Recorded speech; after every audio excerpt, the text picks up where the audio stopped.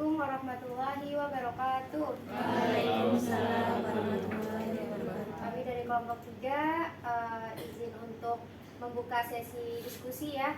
Sebelumnya sudah disebar juga untuk link videonya serta PPT-nya. Mungkin di sini ada pertanyaan, kritik, saran atau masukan dari teman-teman semuanya, dipersilakan. Oh iya, pada kelompok 3 ini kami membahas tentang huruf E ya. Explore and experience, enable and equip.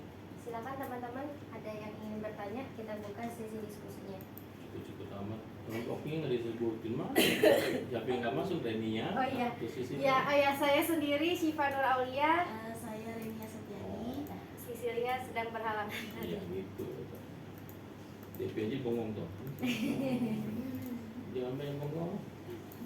Oke, silakan. Ini bahasa orang Pondok Ranggon nih, explore and experience, enable and equip gitu. Apa tahu artinya? Silakan.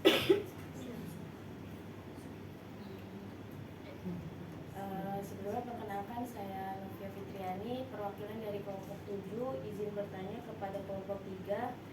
Untuk di slide PPT terakhir itu terdapat strategi yang dapat dilakukan sebagai pendidik agar mampu menciptakan belajar yang bertujuan untuk mencapai penampilan kemampuan puncak peserta didik. Salah satunya ada di poin 6, yaitu saling memenuhi kebutuhan sehingga tidak ada kebutuhan satu orang pun yang tidak terpenuhi.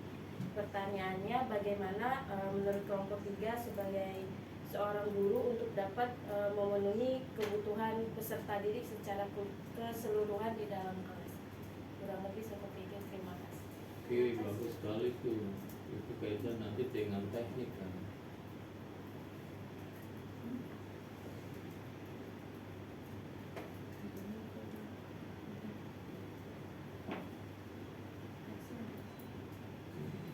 Jadi kelompok berapa tadi? Kelompok 7. 7. 7 terakhir. Oh, Iya. Sambil ini kita tampung dulu ya. Ada lagi yang mau tanya atau mau memberikan saran? kelompok 1, kelompok 2, kelompok 6, kelompok 4, 5.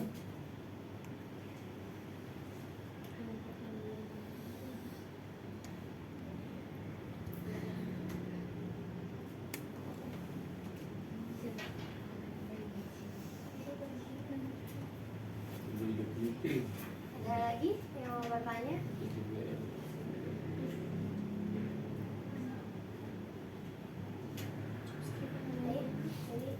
Dari kelompok 4 di situ kan ada yang kedua itu berusaha menghentikan tingkah laku peserta didik yang menyimpang.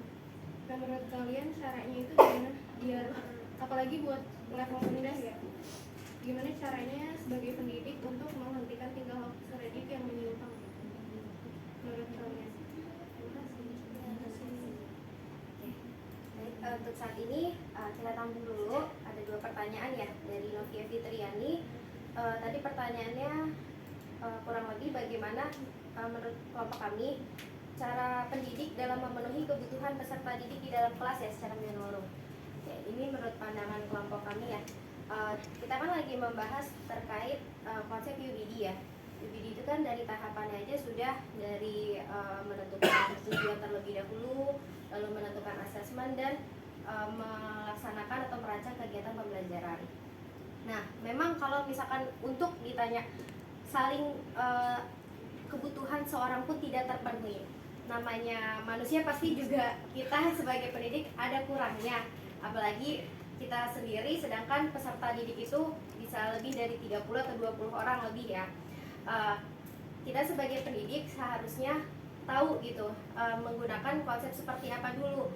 Setidaknya kami sebagai pendidik juga harus menjalankan kodratnya atau kewajibannya dengan yang pertama pemenuhan dulu nih dasarnya mereka, dari bagaimana tujuan pembelajarannya harus sesuai dan terkonsep dari materi yang sedang dipelajari.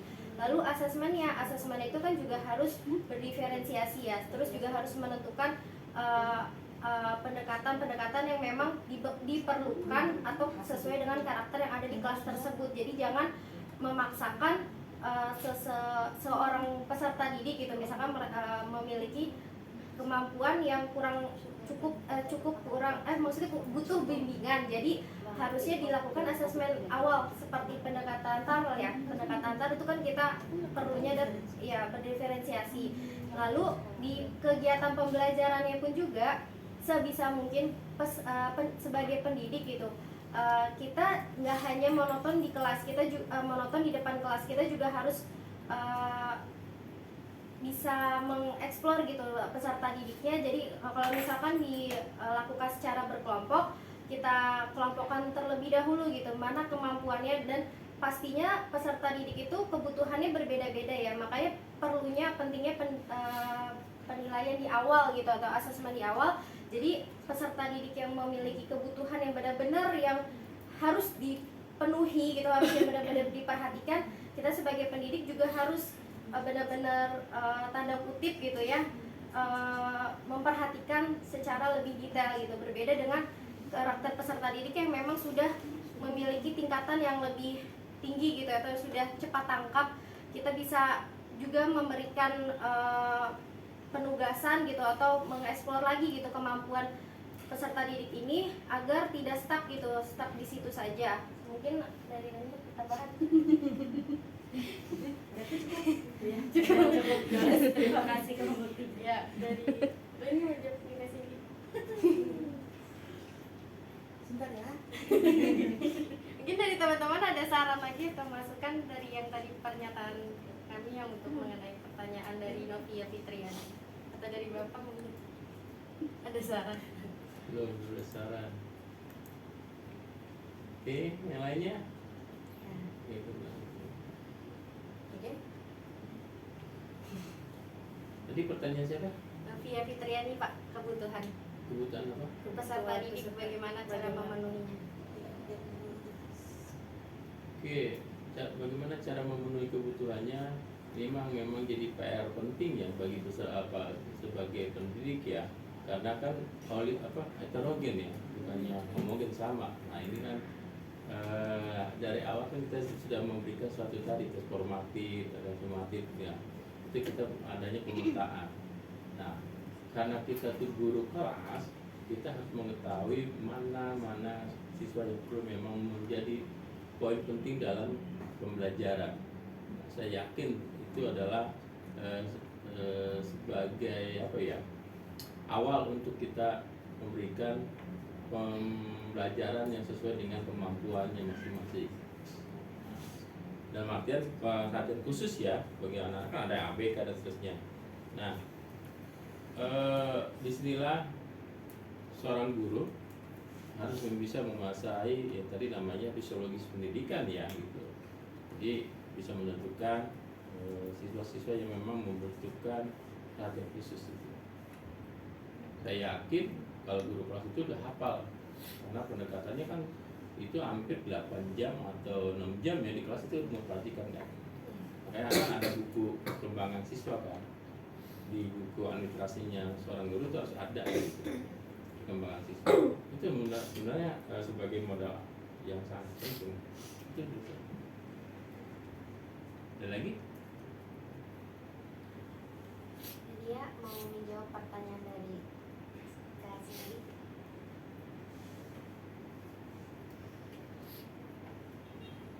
Udah lewat 1 menit nih, 14 menit ada nggak tahu. Nongol tuh gila. Nah, itu jam kedua, jam ketiga ke kosong enak terus. Jam pertama itu. Baik, saya ingin menjawab pertanyaan dari Cindy tentang poin berusaha menghentikan tingkah laku peserta didik yang menyimpang. Jika peserta didik yang menyimpang itu, kita kan awalnya harus mendekati secara personal ya.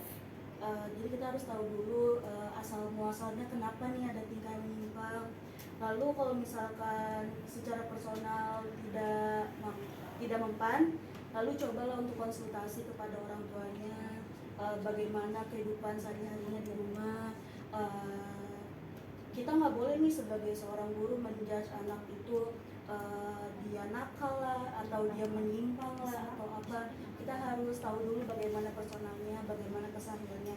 Lalu jika ada tingkah laku peserta didik yang menyimpang secara berkelompok, mungkin perlu itu kali ya, perlu adanya keterlibatan dari pihak sekolah. Jadi jangan sampai perilaku yang menyimpang ini dijadikan kayak kebiasaan yang kayak apa ya? Oh iyalah, paling kayak gitu aja, nggak harus dipermasalahin kok kayak gitu, jangan sampai kayak gitu. Iya, karena kepribadian anak itu harus dibetulkan sejak awal, jangan sampai kebiasaan buruknya dijadikan kebiasaan ke depannya. Seperti itu. Mungkin awalnya bisa dari aturan dulu kali ya, buat aturan di Iya. kelas kan ya. Baru nanti kalau misalkan nggak mempan juga bisa dilihat personalnya atau dari orang tuanya. Baru nanti dikasih konsekuensi. Izin nambahin juga ya Kak. Berdasarkan pengalaman juga ya kayak sebagai waktu itu pernah mengajar beberapa bulan gitu ya. Terus memang karakter anak ini salah satu peserta didik susah atau sulit untuk diberitahu gitu oleh gurunya. Kita aja sebagai guru orang lain gitu ya, pihak asing sulit sekali untuk dikasih tahu gitu, atau kita bilangnya ngeyel banget lah ini anak gitu ya. Ternyata setelah ditelusuri, saya mencari tahu ternyata memang orang tuanya juga broken home. Terus dia aja, anak ini rumahnya aja nggak jelas gitu Kak. Kadang pulang ke rumah neneknya atau ke rumah tantenya, jadi dia ditinggal oleh orang tuanya. Jadi kan kita nggak bisa ngejudge anak ini benar-benar wah bandel. Ternyata mereka adalah salah satu faktor korban ya. Anak ini bisa dikatakan korban kalau kurang diperhatikan dari orang tuanya itu sendiri gitu. Jadi kalau penyimpangan ini biasanya bawaan kalau menurut saya gitu ya, bagaimana orang tuanya juga di rumah memperhatikan atau memperilakukan anaknya itu seperti apa gitu. Nah beda lagi kalau misalkan secara berkelompok ini, memang kita sebagai wali kelas tuh nggak bisa langsung memutuskan sebuah hukuman. Kalau misalkan kasusnya bullying secara berkelompok atau misalkan tawuran dan segala macam, itu harus ada kerjasama dengan pihak berwajib ya gitu. Jadi apalagi sekolah negeri gitu, jadi nggak bisa sebagai wali kelas langsung memutuskan sebuah hukuman yang berat gitu. Jadi lebih ke pendekatan secara personal aja. Jadi apalagi kan tadi yang ditanya bagaimana diterapkan di kelas rendah ya. Ya. Itu sebenarnya dari gurunya dulu juga bisa sebagai sosok yang ada di depan nih. Kita harus memberikan perilaku yang baik dulu supaya dapat ditiru oleh peserta didik, karena anak kelas rendah itu terbiasa, jadi harus melihat gurunya dulu seperti apa. Jadi ya, jadi bisa kalau terbiasa seperti itu. Role model ya. Iya betul Pak. Terima kasih. Teman-teman lainnya ada lagi saran? Cukup? Oh ya, dari mana? Baik, terima kasih atas perhatiannya, atas masukannya juga, saran dari Pak Aslam serta teman-teman yang sudah bertanya. Kurang lebihnya mohon maaf. Billahi fisabilillah, fastabiqul khairat. Wassalamualaikum warahmatullahi wabarakatuh. Waalaikumsalam. Ini ya,